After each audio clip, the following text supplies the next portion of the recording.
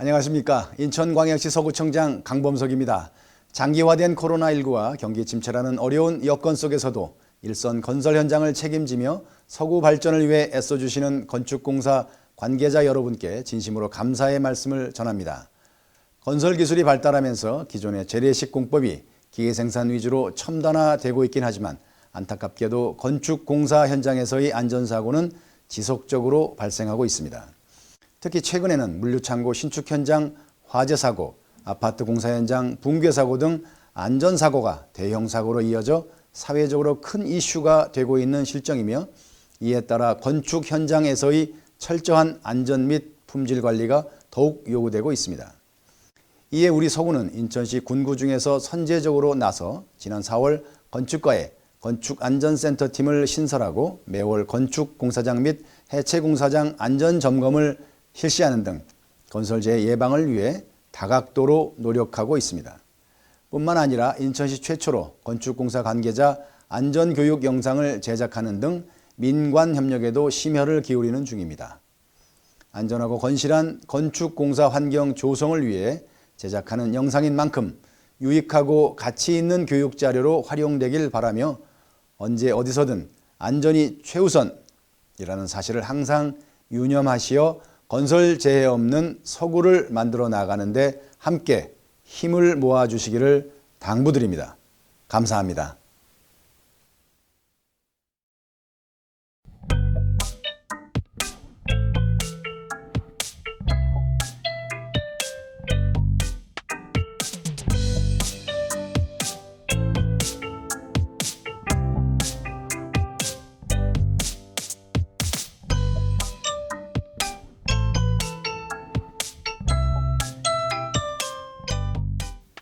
인천 서구 건축공사 관계자 안전교육을 실시하겠습니다. 이번 차시에 진행될 주제는 공사 현장 안전 품질관리 방안 및 대책입니다. 이번 차시에 진행될 목차를 보시게 되면은 1. 안전 품질관리 계획 수립 2.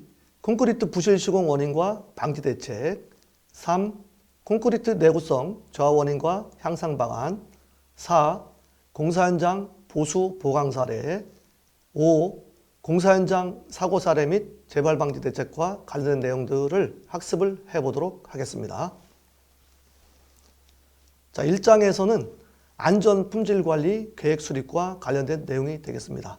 안전 품질 관리 계획 수립에서는 안전관리 계획서와 품질 관리 계획서와 관련된 내용들을 중심으로 학습을 해보도록 하겠습니다.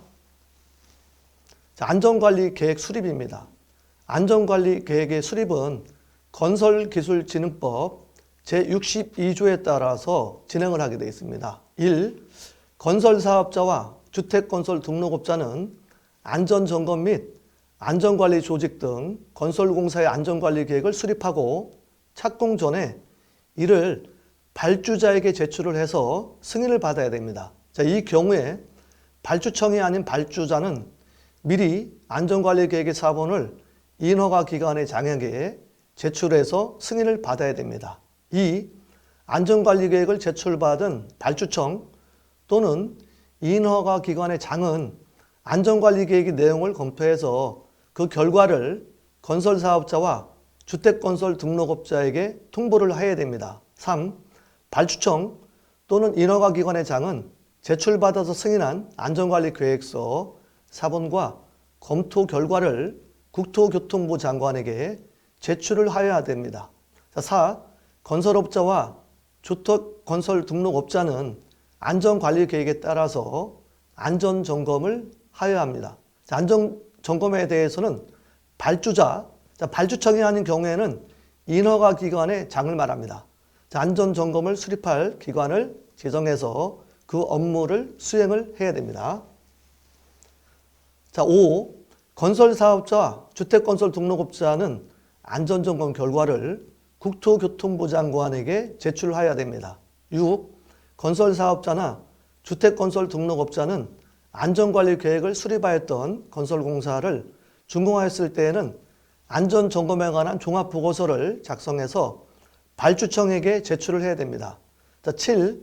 건설사업자 또는 주택건설 등록업자는 동바리, 거푸집, 비계 등 가설구조물 설치를 위한 공사를 할 때 가설구조물의 구조적 안정성을 확인하기에 적합한 관계 전문가에게 확인을 받아야 합니다. 자, 다음은 안전관리 계획의 수립 대상 공사 관련 내용이 되겠습니다. 안전관리 계획의 수립 대상 공사는 건설기술진흥법 시행령 제98조를 따르게 되어 있습니다. 자, 첫 번째는 일종 시설물 및 이종 시설물의 건설공사, 유지관리를 위한 건설공사는 제입니다. 자, 두 번째, 지하 10m 이상을 굴착하는 건설공사. 참고로 우리가 지하 10m 이상을 굴착하는 건설공사와 옹벽의 높이가 5m 이상일 경우에는 반드시 토목관계 기술사가 현장에 상주를 해야 된다. 자, 이런 내용들도 여러분들이 기억을 하시면 좋겠습니다. 3. 폭발물을 사용하는 건설공사로서 20m 안에 시설물이 있거나 100m 안에 사육하는 가축이 있어서 해당 건설공사로 인한 영향을 받을 것이 예상되는 건설공사. 4. 10층 이상, 16층 미만인 건축물의 건설공사. 다섯 번째, 10층 이상인 건축물의 리모델링 또는 해체공사. 자, 우리가 이 강의를 하다 보면은 리모델링이 뭐냐고 물어보시는 사람도 많아요. 자, 리모델링이라는 법적인 용어의 정의는 리모델링이라고 하는 것은 건물이 노후화가 됐었을 때 일부 대수선하거나 중축하거나 개축하는 경우를 리모델링이라고 한다. 자, 이런 내용들도 여러분들 기억을 하시면 좋겠습니다. 6. 수직 증축형 리모델링. 7. 천공기 높이가 10m 이상인 것만 해당이 됩니다. 8. 항타 및 항발기. 9. 타워 크레인. 10. 높이가 31m 이상인 비계. 이렇게 되어 있는데요. 자, 이것도 여러분들이 좀 알아놓으시는 게 좋을 것 같아요. 자, 높이가 31m 이상인 비계. 자, 우리가 엘리베이터 여러분들 들어보셨죠?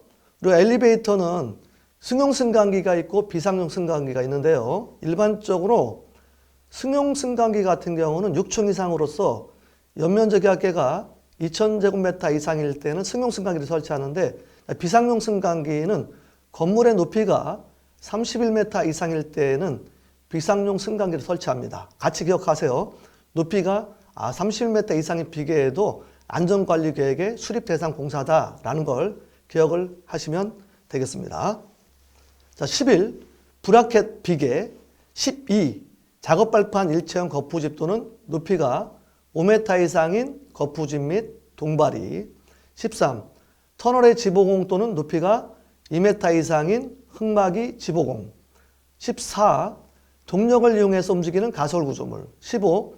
높이 10m 이상인 외부 작업을 하기 위해서 작업 발판 및 안전시설물을 일체화에 설치하는 가설구조물. 16. 공사 현장에서 제작해서 조립 설치하는 복합용 가설구조물. 17. 발주자가 안전관리가 특히 필요하다고 인정하는 건설공사. 18.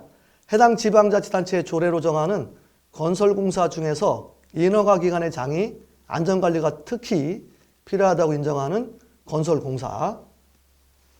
자, 다음은 유해위험방지계획서 제출 대상이 되겠습니다.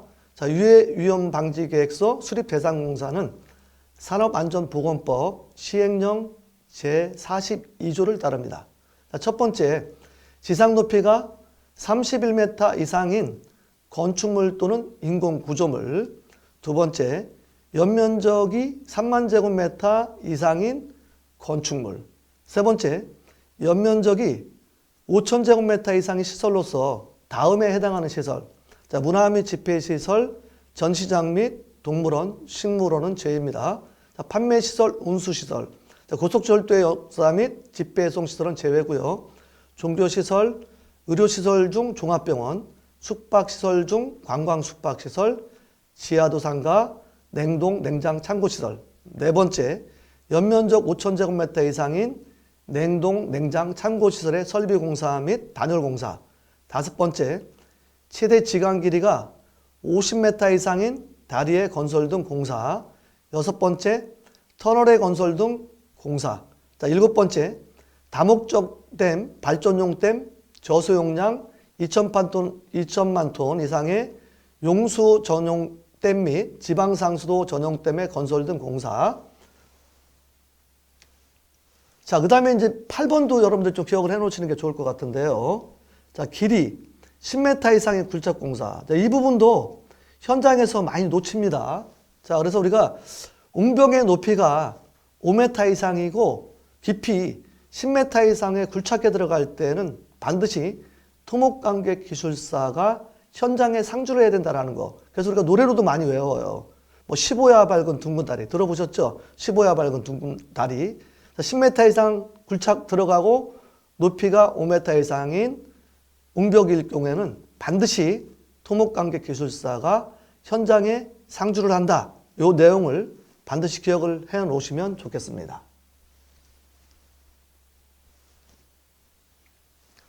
자, 다음은 안전관리 조직의 구성입니다. 건설진흥법 제64조에 따라서요. 자, 첫 번째 안전관리 조직의 구성은 해당 건설공사의 시공 및 안전에 관한 업무를 총괄해서 관리하는 안전 총괄 책임자가 들어가고요. 자, 두 번째 토목, 건축, 전기, 기계 설비 등 건설공사의 각 분야별 시공 및 안전관리를 지휘하는 분야별 안전관리 책임자가 들어가고요. 자, 세 번째로는 건설공사 현장에서 직접 시공 및 안전관리를 담당하는 안전관리 담당자. 네 번째, 수급인과 하수급인으로 구성된 협의체 구성원. 이런 모든 안전에 담당하는 사람들이 팀에 의해서 안전관리를 진행했었을 때 우리가 안전과 품질 관리를 확보하면서 부실 시공을 방지할 수가 있습니다. 자, 다음은 안전관리 계획 수립 방법에 대해서 여러분들과 함께 학습을 해보도록 하겠습니다. 공정계획입니다. 자, 첫 번째, 작업 상호 간 공정 마찰을 억제한다. 우리가 일을 진행을 하다 보면은 건설 기술인 간에 건축주와 설계자, 시공자, 감리자 간에 분쟁이 일어날 수가 있어요. 그래서 공정계획을 잘 수립함으로 인해서 공정 마찰을 억제를 한다. 자, 두 번째, 고소 작업이 최소화되도록 작업 계획을 실행을 해야 되겠습니다. 자, 세 번째, 상하층 작업 간의 영향이 최소화되도록 작업을 배치를 해야 됩니다. 다음은 유해 위험 방지 계획서 및 안전관리 계획서 작성입니다. 앞에서 설명드린 바와 마찬가지로 유해 위험 방지 계획서와 안전관리 계획서 대상을 잘 확인을 하셔서 공사 착수 전에 유해 위험 방지 계획서를 작성을 해서 고용노동부 심사를 받아야 됩니다. 자, 두 번째, 안전관리 계획서는 국토교통부 기준에 따라서 작성하고 시행을 합니다. 자, 다음은 기술적 고려사항입니다. 기계와 시공을 유도를 해야 되고요. 현장 작업을 가급적이면 최소화합니다. 가설재 강구조와 프리패브화를 진행을 하셔야 되고요. 자, 세 번째로는 무비계공법의 시스템 공법을 써서 우리가 공사 기간을 단축하면서 안전과 품질을 확보를 해야 되겠습니다. 자, 다음은 안전관리자 배치 기준입니다. 안전관리자 배치 기준은 산업안전보건법 시행령 별표 3에 따라서 50억 이상 120억, 자, 토목공사업 150 미만으로서 위해위험 방지계획서 제출 대상 공사는 1명 이상을 배치를 하셔야 되고요. 자, 표에서 보이는 것처럼 2명부터 8명까지, 즉 8명 이상 배치 기준은 6천억 이상에서 7,200억 미만이면은 8명 이상의 안전관리자 배치 기준을 준수를 하셔야 됩니다. 자, 다음은 안전시설물 계획과 관련된 내용들을 학습을 해보도록 하겠습니다. 안전시설물 계획에는 가시설물 안전, 안전난간, 안전보호구, 추락방지, 낙하물 방지망, 엘리베이터 피트 계급부, 특별관리 등이 있습니다. 자, 첫 번째, 가시설물 안전입니다. 자, 첫 번째, 가설비계에서는 수직 이동의 트랩과 사다리, 철골 계단을 사용을 해야 되고요. 자, 두 번째, 수평 이동 수단으로는 철골 부에, 잔교를 설치를 하셔야 됩니다. 세 번째, 가능한 한 무비계 공법을 적용하고 강구조 가설제를 사용합니다. 자, 여기에서 여러분들이 기본적으로 자, 무비계 공법도 좀 이렇게 기억을 해 놓으시는 게 좋은데요. 자, 우리가 무비계 공법은 시스템 공법이라 그래가지고 보호빔이라든가 패코빔 이런 것들을 많이 적용하죠. 그래서 이런 공법을 쓴다라는 걸 기본적으로 기억을 하시면 좋겠습니다. 자, 다음은 작업 통로 설치입니다. 자, 통로에 난간 지주를 1.1m 높이 이상 설치를 하게 되어 있고요. 자, 두 번째로는 자재를 가지고 운반 가능하도록 충분한 공간을 확보를 해야 됩니다. 세 번째, 작업용 발판입니다. 안전 발판이나 작업 발판은 내구성 있는 강제로 한다라는 거. 자, 두 번째, 용접 접합부는 볼트 접합을 위한 달비계를 사용을 합니다.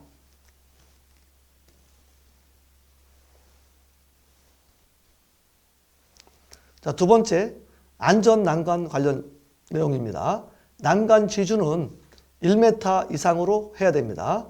3. 안전보호구, 안전모와 안전벨트를 착용을 해야 되고요. 자, 두 번째로는 안전표시물 및 위험표시 테이프 등을 활용을 하셔야 됩니다. 자, 네 번째, 추락방지, 충분한 강도가 확보되도록 해야 되고요. 매단에 설치하는 것을 원칙으로 합니다. 자, 다섯 번째, 낙하물 방지망, 낙하물에 견딜 수 있도록 강도가 확보돼야 되고요. 자, 10m 이내마다 설치하는 것을 원칙으로 합니다. 여섯 번째, 엘리베이터 피트, 계급부를 특별 관리해야 되는데요. 첫 번째로는 난간 지주는 1.1m 이상으로 하고요. 매층에 추락 방지용 설치를 해야 됩니다. 자, 다음은 추락, 비례, 붕괴 안전 대책입니다. 자, 추락, 비례, 붕괴 안전 대책에는 설계적인 대책과 기술적 대책과 시공 관리적 대책으로 분류해서 볼 수가 있습니다. 자, 첫 번째, 설계적 대책에는 안전을 고려한 재료 및 공법이 적용이 돼야 되겠고요. 설계 단계부터 안전 전문가가 참여를 하는 게 좋습니다. 두 번째, 기술적 대책입니다. 자, 프리패브 공법의 적용을 확대를 하고요. 자, 두 번째, 안전한 공법을 선택을 하고, 세 번째, 가설제 강구조와 시스템화를 한다. 자, 세 번째, 시공관리적 대책으로는 안전조직의 확립과 사전 준비를 철저하게 해야 되겠습니다. 세 번째로는 무리 없는 공정계획 및 관리를 하시면 되겠습니다. 자, 다음은 네 번째, 현장 작업 시 안전시설 대책입니다. 자, 첫 번째, 철골 작업 시에는 잔교를 설치해서 수평 이동 및 트랩을 설치해야 되고요. 자, 두 번째로는 철골 안전망 설치, 각절마다. 자, 두 번째로는 지하 굴착 시 붕괴 대책입니다. 지하 터파기 시 토사 붕괴 대책을 세워야 되고요. 자, 흙파기 경사도 및 흙막이 안전시설을 검토를 해야 되겠습니다. 자, 두 번째, 주변 지반 및 구조물 치마를 보강을 해야 됩니다. 자, 지하수, 차수 보강 및 흙막이 안전대책. 자, 우리가 지하수, 차수 보강 같은 경우는 좀 기억을 하는 게 좋을 것 같습니다. 자, 지하수, 차수 보강 같은 경우는 우리가 여러 가지 방법을 쓰는데요. 가장 많이 쓰는 방법이 벤토나이트 슬러리얼 공법이라는 거 들어보셨을 거예요. 그래서 벤토나이트 슬러리얼 공법이라고 하는 것은 도심지에서 많이 쓰는데요. 그래서 그 시공 순서는 뭐 여러분 시공을 해보신 분은 아실 거고 시공을 안 해보신 분들은 잘 모르실 거예요. 그래서 우리가 이런 것들은 이제 어떤 연상법이라고 하는데 가스, 이스, TCI 양 이렇게 많이 외우잖아요. G, 가이드워를 설치하고 그다음 어스, 굴착해 들어가죠. 자, 굴착해 들어가다 보면 슬라임이 나옵니다. 슬라임을 제거를 하고 인트루킹 파이프를 설치를 하고 스틸, 철근망을 설치를 하고 자, 우리가 지하 구조물을 파 들어갔을 때는 트레미관을 설치합니다. 그 다음에 콘크리트를 타설을 하고 그 다음에 인트루킹 파이프를 인발을 한 다음에 양생을 한다. 그래서 우리가 기본적으로 도심지 공사를 할 때는 벤토나이트 슬러리얼 공법을 많이 쓴다. 자, 그러니까 반드시 언더피닝 공법을 실시를 해야 되죠. 그러니까 기존 건물을 갖다가 기존 건물을 이렇게 공법을 적용을 했어요. 자, 그러면은 신축공사를 할 때에는, 신축공사를 이렇게 할 거 아닙니까? 그러면은 이 하부를 반드시 보강을 하셔야 돼요. 보강을 하지 않을 경우는 어떻게 돼요? 이렇게 집안을 설치했었을 때, 자, 보강을 하지 않으면 토합차에 의해서 밑을 갖다 파고 들어오잖아요. 네? 이런 현상을 히빙 현상이라고 합니다. 자, 그런가 하면은 이 말뚝이 박혀 있었을 때, 이 하부를 이 부분에 안반이 있다. 장양을 설치해가지고 여기를 폭발을 시키게 되면은 여기에 진동이 전달돼서 모래질에 있었을 때는 건물이 부상을 해 떠버리죠. 이런 것들을 우리가 보일링 현상이라고 그래요. 자, 말뚝이 깨졌을 때 치고 들어오니까 자, 이런 것들을 파이핑 현상이라고 합니다. 그래서 반드시 신축 건물을 공사를 할 때에는 언더피닝, 기존 건물 하부를 보강을 한다. 이런 내용들을 여러분들이 반드시 기억을 하셔서 안전과 품질 관리에 신경을 써야 되겠습니다. 자, 다음은 콘크리트 타설 시 슬래브 붕괴 사고 대책입니다. 서포트 수직도 및 수평 가세를 고정을 해야 되고요. 자, 두 번째로는 거푸집 및 지주의 침하를 방지를 해야 된다. 세 번째, 콘크리트 타설 시 집중 하중을 방지한다. 그래서 우리가 콘크리트 타설을 했을 때는 먼 곳에서부터 가까운 곳으로 돌려치기를 원칙으로 하죠. 자, 이런 내용들을 기억을 하시면 되겠습니다. 자, 다음은 4. 현장 작업 시 안전시설 대책입니다. 4. 전기 및 화재 안전 계획입니다. 누전 차단기를 설치함으로 인해서 감전사고를 예방을 합니다. 용접, 불똥으로 인한 화재를 방지하고요. 세 번째, 가스 탐지기 및 환기 설비를 설치합니다. 네 번째, 유리가스 저장고, 출입 제한 및 잠금 장치를 설치하셔야 되고요. 다섯 번째, 과부하 방지 충분한 전력 용량을 확보를 하셔야 됩니다.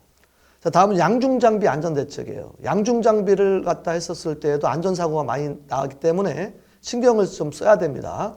자, 첫 번째 타워 크레인. 타워 크레인은 기초 시공 시 구조 검토 후에 실시를 하셔야 되고요. 두 번째, 반드시 전담 안전 담당자를 배치하고 규정 이상 양중하지 않도록 해야 됩니다. 자, 세 번째, 매월 안전 점검을 실시하고 강풍이나 우천 시 작업을 중지를 해야 됩니다.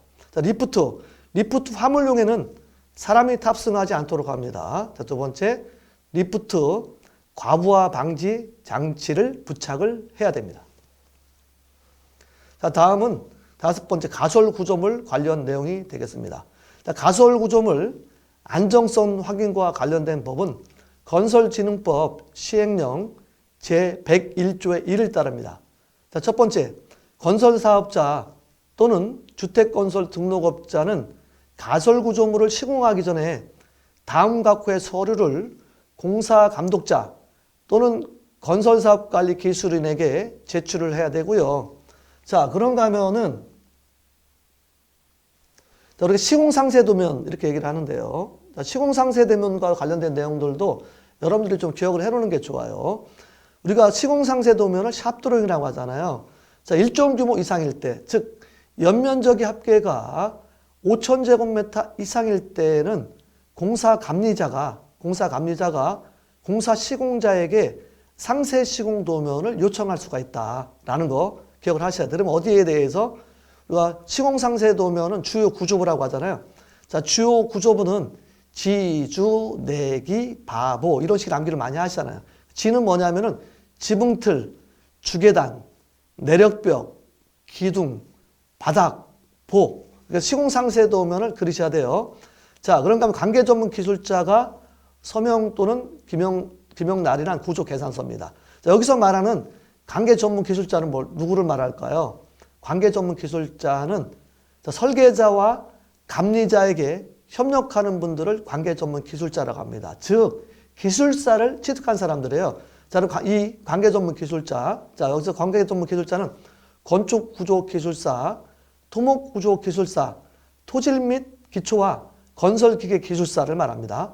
해당 가설 구조물을 설치하기 위한 공사의 가설 사업자나 주택건설 등록업자에게 고용되지 않은 기술사를 말합니다. 자, 다음은 가설 구조물 안정성 확인 대상입니다. 자, 건설진흥법 시행령 제101조의 2. 자, 이거는 법이기 때문에 여러분들이 법은 임의로 해석하시면 안 돼요. 있는 글자대로 여러분들이 법에 적용을 하셔야 됩니다. 자, 1. 높이가 31m 이상인 비계.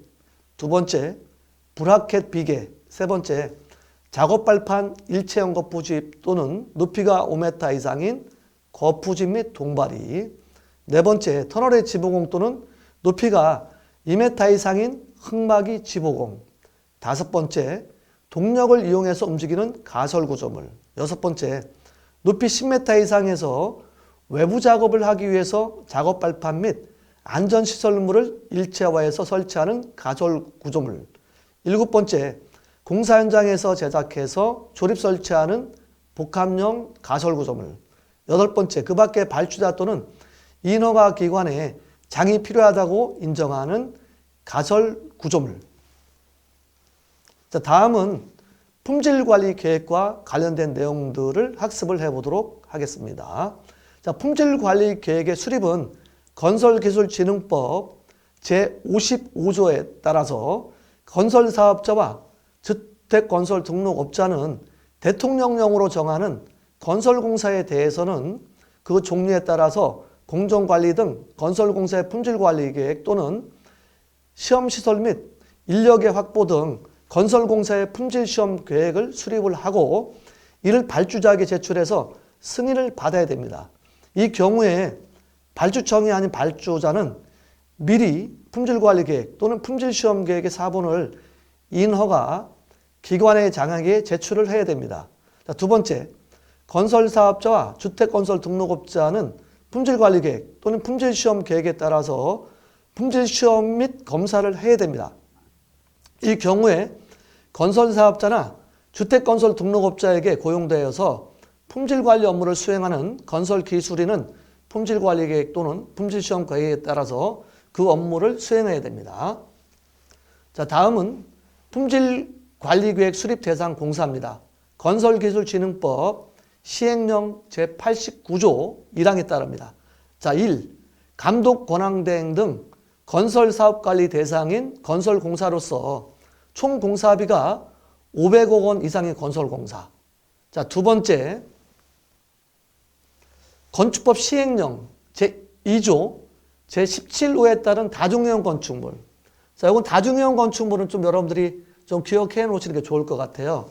자, 다중이용 건축물의 건축법인 정의는 첫 번째, 16층 이상 건축물입니다.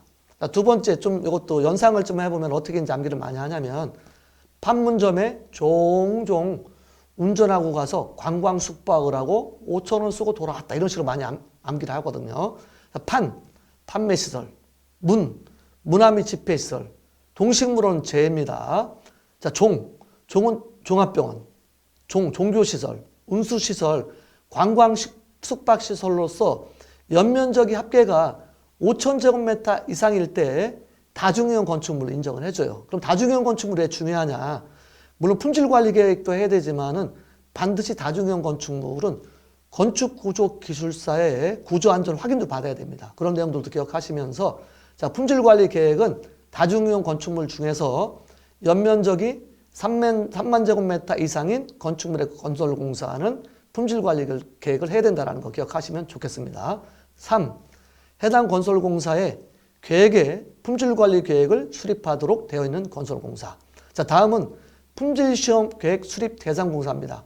건설기술진흥법 시행령 제89조의 2항에 따라서 첫 번째, 총 공사비가 5억 원 이상인 토목공사. 두 번째, 연면적이 660제곱미터 이상인 건축물의 건축공사. 세 번째, 총 공사비가 2억 원 이상인 전문공사는 품질시험 계획 수립 대상 공사에 해당이 됩니다.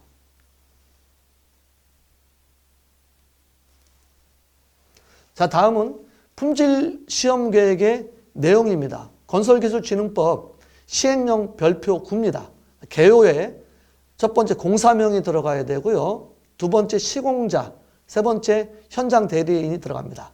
두 번째 시험 계획에는 공종, 두 번째 시험 종목, 세 번째 시험 계획 물량, 네 번째 시험 빈도, 다섯 번째 시험 횟수, 여섯 번째 그 밖의 사항이 들어갑니다. 자, 그러면 여기서 시험 계획, 예를 들어서 우리가 품질 시험을 하는데 뭐 레미콘 타설을 한다. 그러면은 우리가 레미콘 같은 경우 시험 횟수를 153제곱미터마다 1회 뭐 이런 내용이 있지 않습니까? 그런 내용이 들어가야 된다는 얘기죠. 시험 시설 첫 번째 장비명, 규격, 단위, 수량, 다섯 번째 시험실 배치 평면도 그 밖에 사항이 들어가야 됩니다. 네 번째 품질 관리를 수행하는 건설 기술인 배치 계획. 1번 선명이 들어가야 되고요. 두 번째 등급이 들어갑니다. 여기에서 우리가 등급 얘기하는데요. 자, 등급은 여러분들이 품질 관리 수행하는 품질 관리 등급 있잖아요. 그래서 우리가 건설 기술인의 등급은 특급 기술인, 고급 기술인, 중급 기술인, 초급 기술인 이렇게 분리를 하고 있습니다. 그런 내용들도 같이 기억을 하시면 되겠습니다. 품질 관리 수행하는 규모에 따라서 등급이 또 정해져 있어요. 그건 뒤에서 한번 살펴보도록 하겠습니다. 세 번째, 품질 관리 업무 수행 기간이 있고요. 네 번째, 건설 기술인 자격 및 학력, 경력사항 그 밖에 사항이 포함되어야 됩니다. 자, 이게 이제 품질 관리를 위한 시설 및 건설 기술인 배치 기준입니다. 자, 이 내용들은 표를 잘 보시고요. 품질 관리 대상 공사에서는 특급 품질 관리 대상 공사부터 초급 품질 관리 대상 공사가 있는데요. 자, 특급 품질 관리 대상 공사는 품질 관리 계획 수립 대상 중에 총 공사비가 1,000억 원 이상인 건설 공사 또는 연면적이 5만 제곱미터 이상인 다중이용 건축물의 건설 공사입니다. 그래서 시험실 규모가 50제곱미터 이상인 경우고요. 건설 기술인이 특급 기술인 1명, 중급 이상 1명, 초급 이상이 1명입니다. 자, 그래서 특급부터 초급 품질 관리 대상 공사를 잘 기억을 하셨다가 이 표에 있는 내용들을 현장에서 적용을 하시면 되겠습니다.